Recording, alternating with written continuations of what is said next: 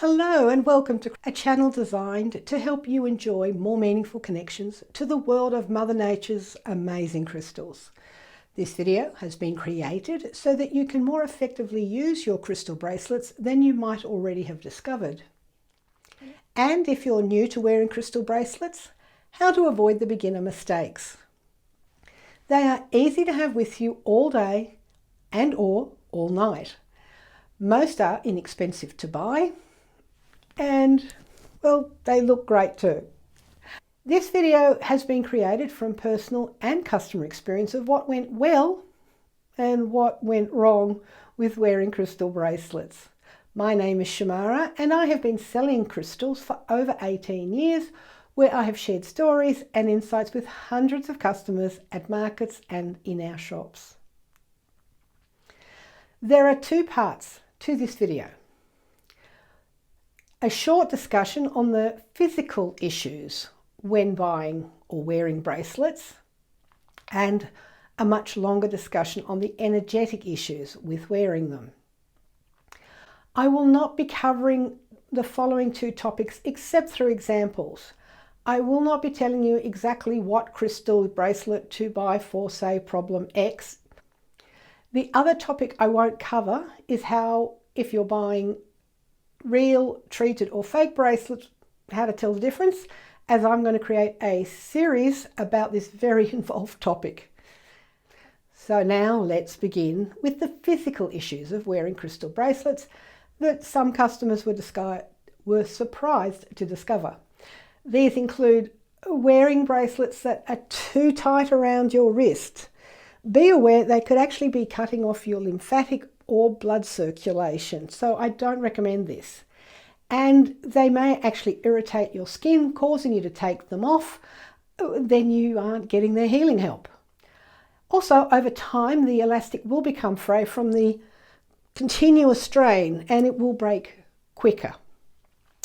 If it's too small, well, consider gifting it to someone else if you can't exchange it, and buy the next size up for yourself. Also, you can buy bracelet extenders, which I have on my website, but you can find them at bead stores. The next caution is to become aware of not wearing a bracelet that's, well, too loose. That increases your risk of losing the bracelet when you're out and about. Solutions are to remove the extra beads, and I have a video for a quick possible way to do that if you have an elastic bracelet. Or use a smaller, compatible bracelet to hold the bigger one in place. The three most reported physical issues in wearing them are, firstly, wearing them even though the elastic bracelet has started to fray or it's loose. And yeah, those customers reported that at the end of the day, the bracelet was broken and they've lost the beads. Don't do it. The second physical issue comes from wearing them during physical exercise, where there are sudden movements like sudden up and down or start and stop motions, such as when you're playing tennis or jogging. It just puts too much strain on the elastic due to inertia. So the solutions for this are, well, take the bracelet off and put it in your pocket during the duration of the workout, or maybe find a bracelet which is a rarer one to get. It's wired or string created. But for most people, trying to latch the hook and eye is too hard by themselves. The third and least expected problem is when someone is wearing a bracelet where it will come in contact with chemicals.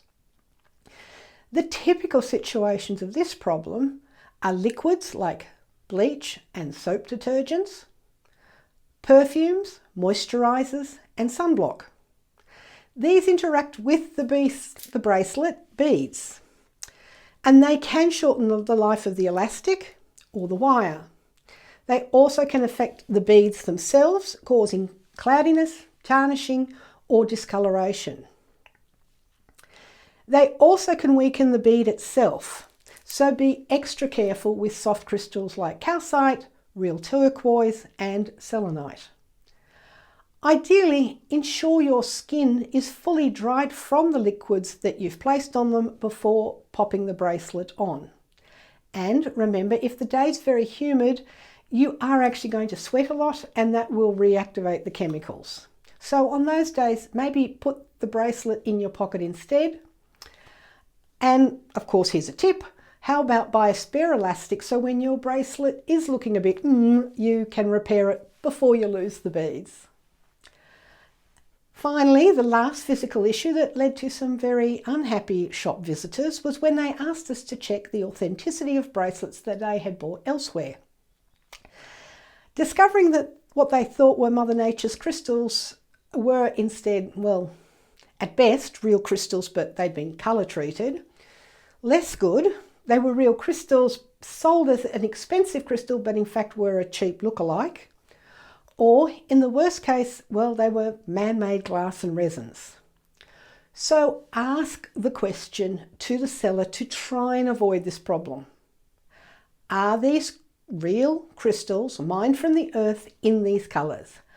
Are you sure this is their real name? In the past, most sellers would become honest about the crystal at that time.